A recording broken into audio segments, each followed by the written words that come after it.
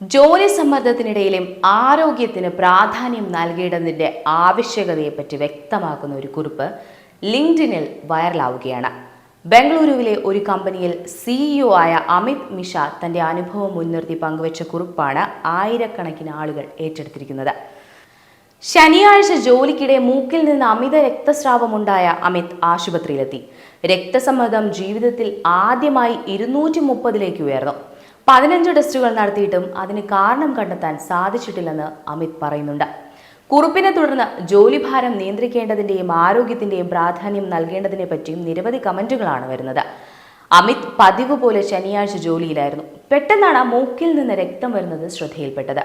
രക്തസ്രാവം നിലയ്ക്കാത്തതോടെ കോമയിലാകുമെന്ന് പേടിച്ച അമിത് ആശുപത്രിയിലേക്ക് ഓടി. ഏകദേശം 20 മിനിറ്റുകളുടെ പരിശ്രമത്തിന് ശേഷമാണ് ഡോക്ടർമാർക്ക് അമിത്തിന്റെ മൂക്കിൽ നിന്നുള്ള രക്തം നിയന്ത്രിക്കാൻ കഴിഞ്ഞത്.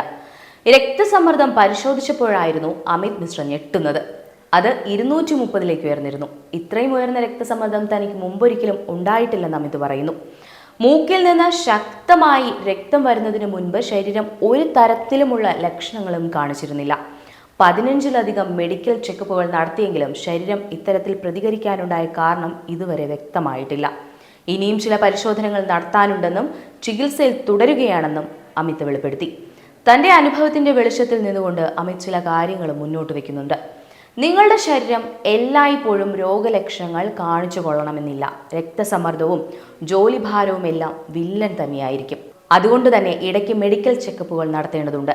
ജോലി വളരെ പ്രധാനപ്പെട്ടതാണ്, പക്ഷേ നമ്മുടെ ആരോഗ്യം വിലമതിക്കാനാവാത്തത്ര പ്രധാനപ്പെട്ടതാണ്. ആരോഗ്യത്തെ ബാധിക്കുന്ന ചെറിയ ചെറിയ ലക്ഷണങ്ങൾ നമ്മൾ കണ്ടില്ലെന്ന് നടിക്കും. എന്തെങ്കിലും ചെറിയ ആരോഗ്യ പ്രശ്നങ്ങൾ വരുന്നതുവരെ നമ്മുടെ ആരോഗ്യത്തിന് ഒരു പ്രശ്നവും ഇല്ലെന്നാണ് നമ്മൾ കരുതുക. നിരവധി പേരാണ് അമിത് മിശ്രയുടെ ഈ കുറിപ്പ് പങ്കുവച്ചത്.